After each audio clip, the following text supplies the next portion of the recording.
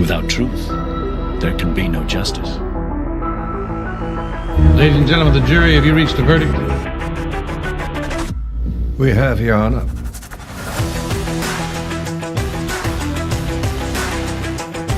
Speak out. Ask those questions. Demand that truth.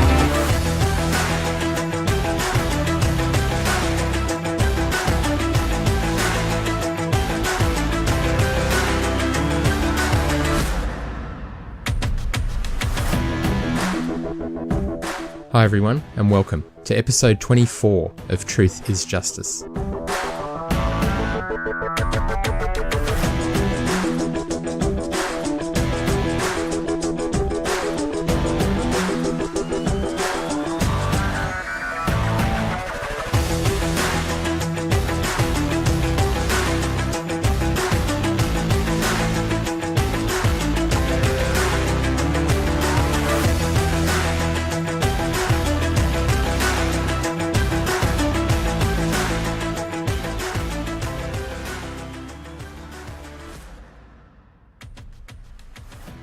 Statement by Mr Seacrest.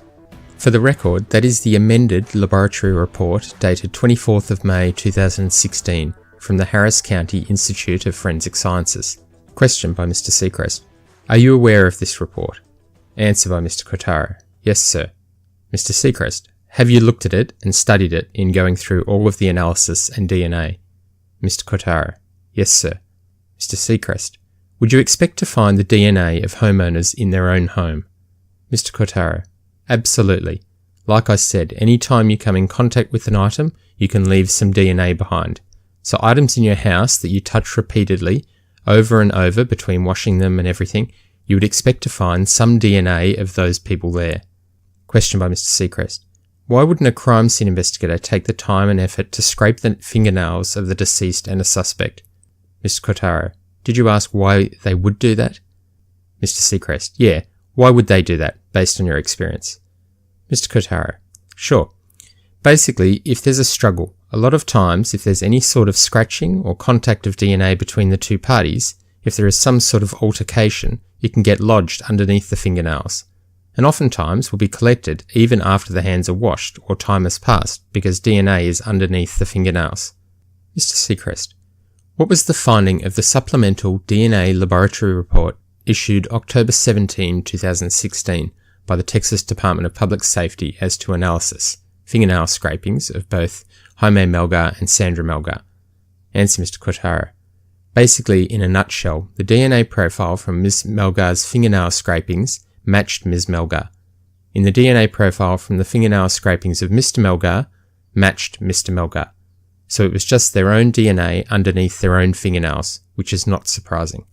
Mr Seacrest. So if you do a swab on me, you're going to find my DNA under my nails? Mr Quartaro. Yes, absolutely. Mr Seacrest. Okay, but if I were to scratch Sandy, you might also find her DNA under my nails, right? Mr Quartaro. Correct. If there was, like, blood or some richer source of DNA, you may see more of that person's DNA there. Mr Seacrest. Let me ask you about that. Even beyond scratches, if I assaulted Sandy and I got her blood under my fingernails, would it be quite possible to do scrapings and determine that her blood or her DNA is under my nails? Mr Quartaro. Yes. So the upshot is that no DNA of Jim Melgar was under her nails and none of her DNA under his nails. Mr Quartaro. That's correct. Mr Seacrest. Let me ask you a couple of general questions. What is meant by a mixture of DNA? Mr Quartaro. Sure. Well, a mixture of DNA is basically just that. It's DNA that comes from more than one person. So say you and I, we both take a drink out of the same Coke can. We want to go back and swab that Coke can. I would expect to find DNA from me and from you.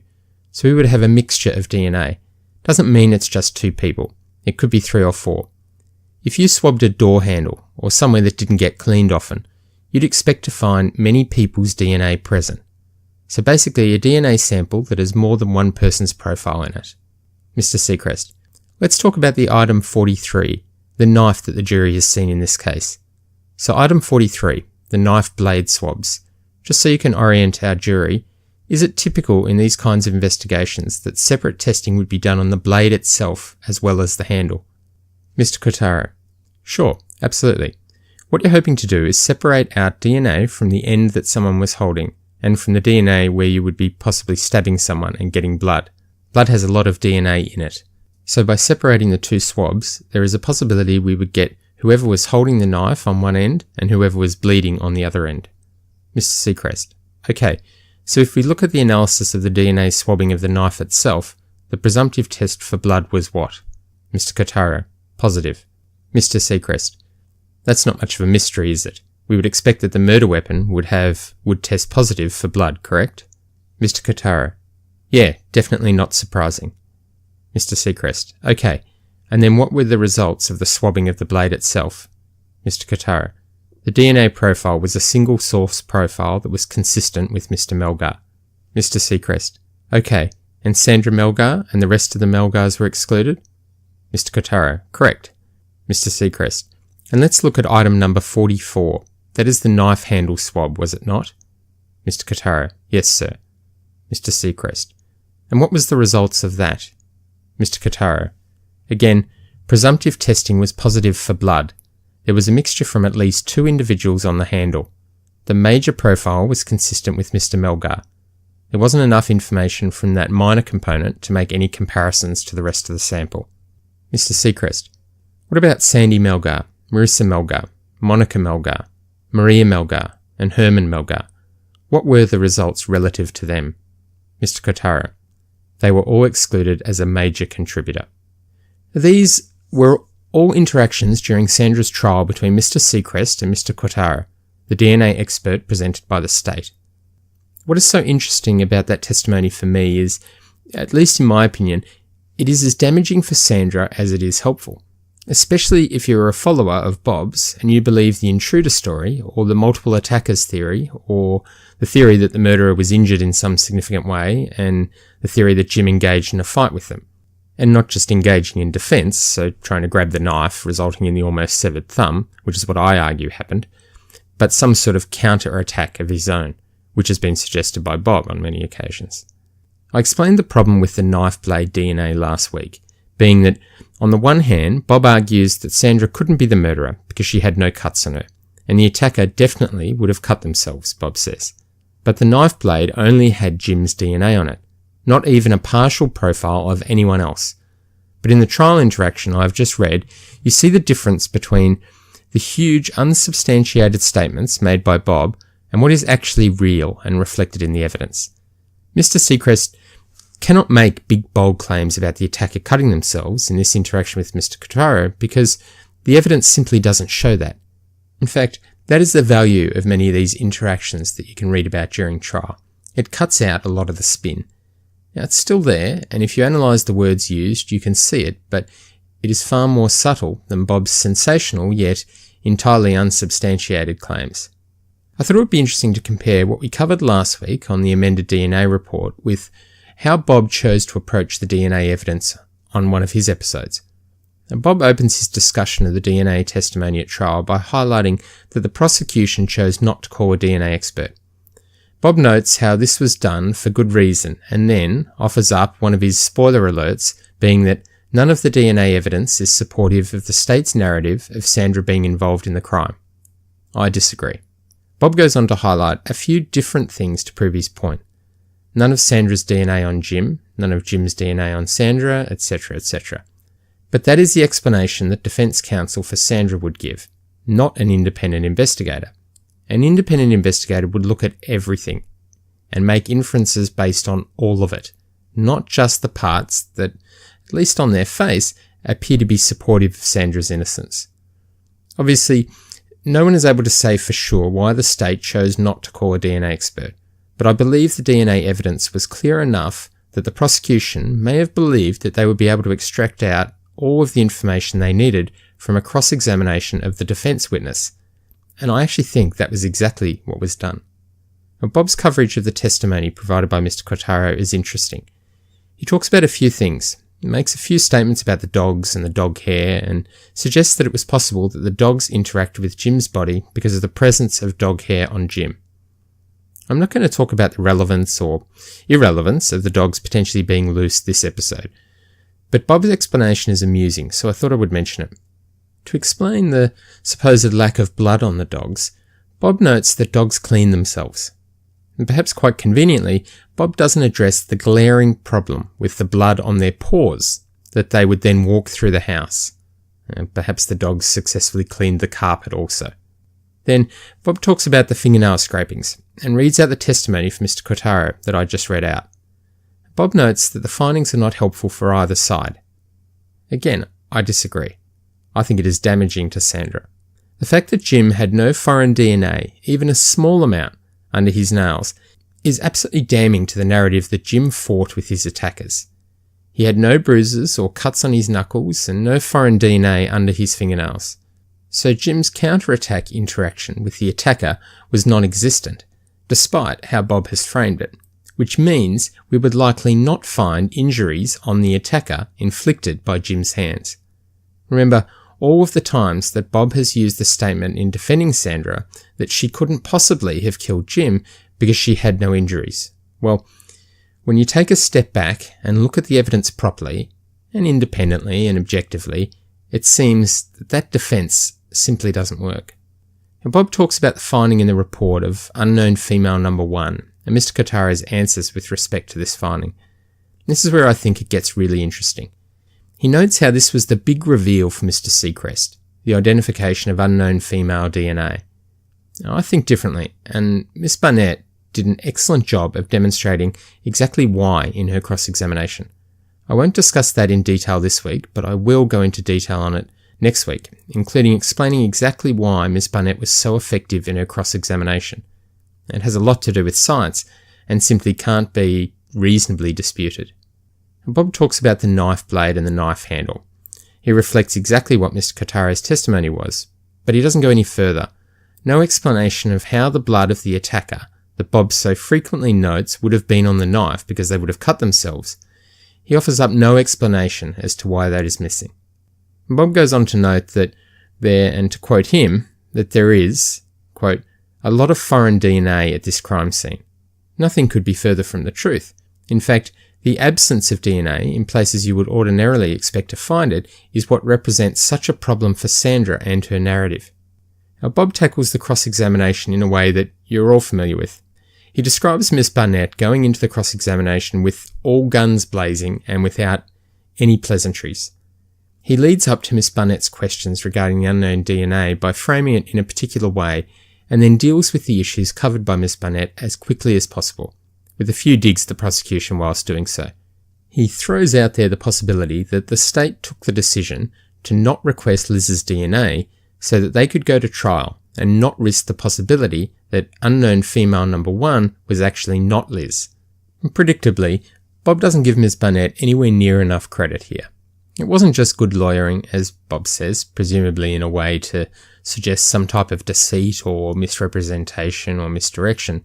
It was actually a great explanation and an understanding of science. Now, in my opinion, Ms. Barnett's cross-examination of Mr Quartaro is excellent, and the points she raises really hit home. Ms. Barnett raises the point that the defence could have tested the samples from the unknown female and unknown male against Liz and Liz's husband at any point prior to trial. Bob addresses that by saying that the defence had no idea that Ms. Barnett would raise that possibility at trial, so it would not have occurred to them to do it. Bob does make some occasional counter-arguments that are plausible from time to time in different episodes, but that one, it's at a whole different level, and it demonstrates exactly what Bob's role is in this season. It's to try and defend Sandra's defence counsel in whatever way he can, and to also try and damage the prosecution in whatever way he can. And so much for an independent investigation. You see how that approach helps him, not just for this case, but it keeps the same anti-prosecution argument flowing through all of his cases, and keeps his followers revved up with the party line. Bob makes the argument that Ms. Barnett would not have wanted to progress to trial knowing the unknown DNA was truly unknown, so not being able to say it was Liz. However, the point Ms. Barnett made is entirely valid. Why would they being the defence, not ask for it to be tested, or at least compared to Liz's DNA? Now, I'll get into all of that next week. And to quote Bob, In the report that I have, this is what it says in relation to the multicoloured scarf. Item number 37, and that's the piece of scarf. Swab A1. Sandra, Gerson, Herman, Jim, etc. all excluded as contributors. And then we have a dramatic musical pause, after which Bob says that the report is clear, that the attacker left their DNA behind on Sandra's ankle bindings, but the jury didn't get to hear that. And Bob then notes that the same thing happened with the purple cloth, the wrist bindings. Now, many of you are probably aware of this, but here is the massive problem with that claim by Bob. That report that Bob was reading from was replaced by a more up-to-date report prior to trial. The report that Bob was referring to, which is IFS 12-13187, was replaced by the Notice of Amendments dated the 24th of May 2016. So that is exactly the reason why the jury didn't get to hear it, because the report had been replaced. It was no longer current or meaningful. The amended report makes changes to the findings of both the purple cloth and the multicoloured scarf swabs. I've pointed out before the danger to approaching the cases in the way Bob does, and this is another prime example. Bob wraps up the episode with another big statement about the DNA found on Sandra's ankle and wrist bindings. He closes the episode to a dramatic musical backing, noting that on those bindings, someone left DNA behind, and that someone wasn't Sandra, Jim, Herman, or Maria. Now, to demonstrate the impact Bob has on his audience, following our episode last week, a number of people got in touch with us to highlight exactly what Bob raised back in episode 14, the information about the bindings. Once it was highlighted to them that the information Bob gave was wrong, highlighting that Bob was referring to an old, since-replaced report, they went away with a totally different understanding of the evidence and of the testimony. I wonder how many people are in that exact situation. They listen to Bob's podcast, they take his word on the evidence that he presents and the way he interprets it, and they form their opinion on the case based on that. They then contribute funds or participate in witch hunts, all based on misleading and sometimes completely wrong statements. Now let me examine the findings more clearly, and the item numbers I'll refer to are as follows. The multicoloured scarf is item numbers 28, 34 and 37, and the purple cloth is item numbers 32, 33, 35 and 36. Now 32A11 and 34A1. These are the swabs taken of items 32, so the purple cloth, and 34, the multicoloured scarf. Now both reports, so the report that Bob referred to and the amended report, both reports note that no conclusion can be reached as to whether DNA results are from one or more than one individual. But the amended report notes that for these items, that no comparisons will be made to these results to any individuals. So there is no exclusion of Sandra, Jim, Herman, or Maria, which was the basis of Bob's dramatic point. And 35A11 is the swab taken of the purple cloth. Both reports note that no conclusion can be reached as to whether the DNA results are from one or more than one individual. But the amended report notes, for item 35A11, that partial DNA results were obtained, and that no comparisons will be made to these results to any individuals. So there is no exclusion of Sandra, Jim, Herman, or Maria, which again was the basis of Bob's dramatic point. And 37A1, this is the multicoloured scarf. And both reports note that the DNA results obtained are consistent with a mixture of DNA from at least 3 individuals. But the amended report notes that due to the possibility of allele dropout at some locations, no comparisons will be made to this mixture. In 28A1, this is the multicoloured scarf. Both reports note that the DNA results are consistent with a mixture of DNA from 3 or more individuals. But the amended report notes that whilst the DNA results obtained were consistent with a mixture of DNA from at least 3 individuals, the exclusions are no longer made due to the possibility of allelic dropout at some locations. In 28B1, again the multicoloured scarf, and both reports note that results are consistent with mixtures of DNA from 2 or more individuals. But the amended report notes that the exclusions are no longer made due to the possibility of allelic dropout at some locations. Now, Bob could blame the District Attorney's Office for not providing him with listings of all of the updated reports, or he could take responsibility for the error himself. Now, during the episode, Bob refers to the transcripts of Mr Quartaro's testimony where Mr Seacrest specifically highlights the amended report I just referred to, and asks whether Mr Quartaro has reviewed that report.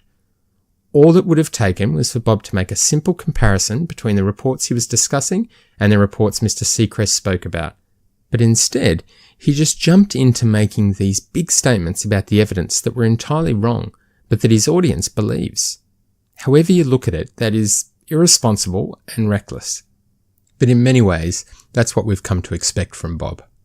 Bob also makes the point of discussing the presumptive test for blood on the Gears of War game case, which came back positive. The amended report confirms the same. A presumptive test for blood on the Gears of War game case was found. 3 swabs were taken. One showed no DNA present. The second provided insufficient information for an interpretation to be made. And the third showed partial DNA, but noted that no conclusion could be reached as to whether the DNA results are from 2 or more than 2 individuals. The interesting thing, and the thing that Bob doesn't like to dwell on, is the fact that the backpack itself, the Xbox, the Kinect sensor, the controller, the rings, all the things inside the backpack all tested negative for blood. Meaning, if the supposed intruder contributed the blood to the game case, they did so in a way that very carefully didn't leave enough DNA to be tested, and also didn't leave any blood on the backpack or any of the other contents that were within the backpack. A far more reasonable scenario in my mind is this. Liz or her husband or a friend played the game. Remember, Liz has noted how that particular game was one she often played with her husband whilst at the house. And maybe one of those people had a trace amount of blood on their hands at one point when they handled the game case. Very easy to do. Remember, we're talking about such a tiny amount that no profile results were able to be obtained. The presence of blood might not even have been visible to the naked eye, and it could easily have been contributed a long time ago and since degraded, hence why no profile could be obtained from it. A few weeks ago, I spoke about lies and how, in my opinion, very few of us are skilled enough to guarantee that we are not being told a lie. Also, as many of you would be so aware, evidence can be spun in so many different ways depending on which lens you look at it through. So if someone is telling a lie, there are different ways to look at the evidence to support their lie and align the facts with their narrative. Danielle recommended on our Facebook page a podcast episode that after listening to it, I highly, highly recommend. It is brilliant, and not just because of the case covered, but because of the way it is presented. The podcast is called Crime Junkie, and the episode is episode 82, Murdered, the Eastburn Family. I won't talk about the case this week because I don't want to spoil the experience when you listen to the episode, but there are some very valuable lessons to be learnt from what they cover. If you don't know the case and are interested in listening to the podcast, I'd recommend not seeking out information on the case first. It could spoil the experience. Now, after listening to it, think about all the different ways the evidence could be viewed and was viewed, and the implications that can have for everyone connected with the case. I'll talk about it next week, so if you get a chance, listen to it before listening to our next episode. And before we wrap up this week's episode, I wanted to just talk quickly again about the purpose of this project and what we are and what we aren't. We are not an army. Now, in my opinion, applying that label to a group like this is not only disrespectful to all of the women and men in armed services and protective roles around the world, people who are actually in armies and risking their lives for our freedom every single day, but it also, I think, does something which damages the ability for that group as a whole to achieve something great in this context. By that I mean, I've noticed in the last 6 months of doing this that in this true crime community, for many, it is as much about being part of a group as it is about the facts and the evidence and the truth. Affixing a label of an army to a group, as Bob has done with his followers, supports that. It's a tight group, and importantly, is a group of people who think the same way and toe the party line, more or less. And you don't need to hear about my experience to see that. And take the computer logins, for example, and the way that has been handled on their page as far back as December last year. It wasn't viewed as something important to allow a better understanding of the crime scene and the events of the evening when Jim was murdered. Instead, it was seen as irrelevant, and the person that raised it definitely wasn't embraced as warmly as, say, someone who presented evidence which supports Sandra's narrative. There is an underlying toe-the-party line atmosphere, and breach that by offering up evidence that perhaps questions everything, and you will quickly see how far from an objective analysis the group is actually willing to apply. The army labelling and the thinking the same way works for a single given case. Everyone's on the same page with respect to their views on who did it or who didn't do it, and they can debate certain evidence and elements of the case, all with the same underlying view of who is guilty. But when you move to another case, some people will, inevitably, have a different take on the facts and a different view of whether someone is innocent or guilty. At least, that is what should happen. What should happen is people go into viewing a new case with no predetermined views. But when you have a label of an army applied to a group, and your continued acceptance in that army is more or less determined by your stance on any given case, it impacts on what you could be prepared to see and definitely impacts on what some would be prepared to say. And his audience go into a case knowing that the widely accepted position of members of the group is innocence for the convicted. Now it has to be, because that is what the show is all about. There's an interesting quote from Bob in his episode 14 on forensics. You have all heard me refer to the quote of Bob's of being locked and loaded with no plan B to refer to his coverage of the Melgar season. Now in episode 14 he makes the approach a little clearer, and to quote Bob, "We began this season with a story, because that's all we had. A story told by third parties." Now I'm raising this because some of the matters we raised last week have been met with such fierce defence in a way that it doesn't make sense to me if you are viewing all of this objectively. Imagine for a moment that the computer login matter, the awareness of those events on the computer around the time Jim was murdered, imagine if Bob's followers were truly and objectively looking at this case with open eyes. The approach taken to the whole matter would have necessarily changed. Remember the specific, clear question I asked of Mr. Devlin and his specific, clear, unequivocal answer. To remind you of what exactly was said, I'll repeat it. So me. With respect to the forensic examination, it is my understanding that your position, which others are stating was confirmed by you to them as recently as January 2019, is that the login and password entries with respect to the Gateway laptop, specifically the last login and last incorrect password entries, represented underlying system-generated events, and that those events were not, in your opinion, indicative of a user interacting with the system at that time. Mr. Devlin's response: "My opinion is that a last login and an incorrect password is absolutely indicative of a user-based activity. For this type of information to be found in the system logs requires an outside input. The system on a Windows computer will not generate an entry of a login or a password attempt without an outside user, intentionally and unintentionally manipulating the keyboard or mouse." So, take for example the situation where a follower of Bob's performed experiments himself to prove that the logins were not caused by human interaction with the laptop. I believe this actually happened, or at least one of Bob's followers claimed to have done it. This person said that they used a Windows XP machine and attempted to recreate a login entry. I actually think that undertaking that process is great. Experimentation and attempts to understand the evidence better should always be applauded. But I think the fact that it wasn't the first step that was taken, and that the outcome was used only to dismiss my claims, was the entirely wrong approach and the wrong conclusion. And not because of the conclusion they made that I was wrong, I really couldn't care less about that, but because it prompts questions that they totally ignored.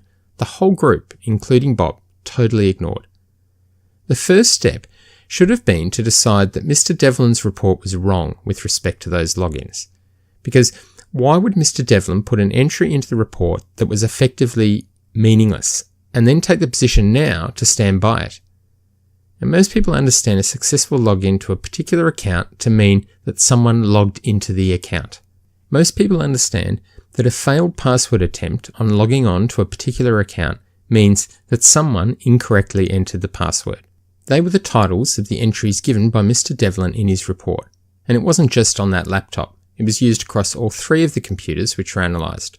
Do you think the last full system shutdown entry means what it suggests? That it reflects the last full system shutdown? Probably. Actually, no, definitely. Because I actually asked Mr. Devlin about the system shutdown entry in one of the follow-up emails, and he provided me with clarity on what that full system shutdown actually meant. And it was exactly as you expect. There was nothing cryptic about it. It meant a full system shutdown. Now, my point being that Mr Devlin would not have put an entry in his report of the last successful login to a user account to then use that area in the report to refer to some other event. Equally, he would not have put an entry in his report of failed password attempt to refer to something other than the last time a password was entered incorrectly. If Bob's followers were looking at Mr Devlin's report from any other perspective than him being a defence witness and supportive of Sandra, the number of questions that would flow from the findings in his report would be extraordinary. These would include, and again, this is if you believe the logins weren't actually logins, and Mr Devlin, as you read above, has stated that they absolutely were logins. Now the questions would include, what was Mr Devlin trying to hide by suggesting there were logins when there actually weren't? What else did Mr Devlin miss in his examination of the computer? Maybe there were searches, dozens and dozens of searches done on knots and barricading oneself in a closet and claiming life insurance and information on affairs. If his skills were such that he couldn't identify what a login was, then perhaps he also couldn't identify an internet search, or anything else for that matter, on the computer. My broader point is, if you accept the view that Bob and his followers take with respect to these logins, you have to then look at what the consequences are of that view. You can't just cherry pick one specific viewing angle and then dismiss all of the other issues that presents. But that is exactly what they do, and what Bob does. Not just with the logins, with the DNA on the knife blade, with Sandra's self-restraint, with the back door, with the bags of leaves in the garage, with the game case. And I believe the reason for that is Bob's group is about making conclusions on small pieces of information and then completely dismissing the follow-on consequences of that interpretation. They will say that it was certain that the person who attacked Jim was cut by a knife, yet will not confront the fact that the knife blade only had Jim's DNA on it. They will say that it was certain that the logins were automated, yet will not confront Mr Devlin's own words saying that it required someone to be there manipulating the mouse or keyboard. So, that is what we aren't. What we are here at Truth is Justice is a group of people who are able to set aside any predetermined view of what evidence means and analyse it accordingly. If we look closely at what the evidence means and it has other consequences, other events that flow from it, we look at those consequences and those events and we work out what they mean. Equally, we also highlight statements that have been made by Bob and others that are wrong, and that is something that is very important to me. I'm of the view that it is not just pointless, but it's immoral and unethical to generate support for something if the premise of that is entirely wrong. Many of you may not be aware, but Tim, a member of our Facebook page, conducted an experiment with Cool Whip and put it up on our page. The experiment was to determine whether Cool Whip would hold its shape over the same period of time suggested by Sandra's narrative. The experiment was great, and Tim considered and addressed different variables including the brand of Cool Whip and the ambient temperature and highlighted this in his post. The outcome was the Cool Whip held its shape. It looked exactly like the Cool Whip in the Melgar's master bathroom. Now what does that mean? It means that you probably can't say that the appearance of the Cool Whip in the Melgar's master bathroom was reflective of it being taken out of the fridge a couple of hours before Sandra was discovered. Of course, it could have been. It basically held its shape over the entire time period. So what it does do is tell us that it's difficult to determine any time frame based on the photos of the Cool Whip. The results of that demonstration were put up on our page and there was good discussion around it. And that's what an open mind and just an interest in the truth does. It gives you the freedom to consider everything and not have preconceived notions about evidence.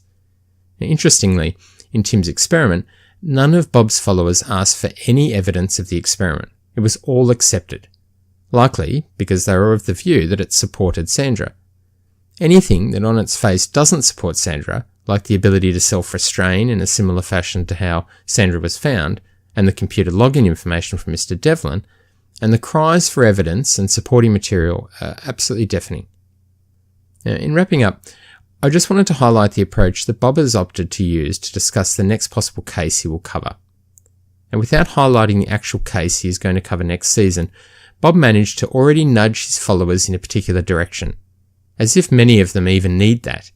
He stuck with the tried and true formula, a formula that has worked for him up to this point and that we have highlighted here many times. And this is what Bob says, to quote, "In fact, one of the cases we are looking at for our Season 7 case, we're running into this, where it seems as though the prosecutor is absolutely fighting tooth and nail to not test DNA evidence." End quote. So, different case, same strategy, just applied even earlier than previously. Not only will the audience go in with a mindset of a wrongful conviction, they will be told a story of corruption and conspiracy before it even starts. Thank you for listening to Truth is Justice. We look forward to you joining us next week as we continue to set the record straight.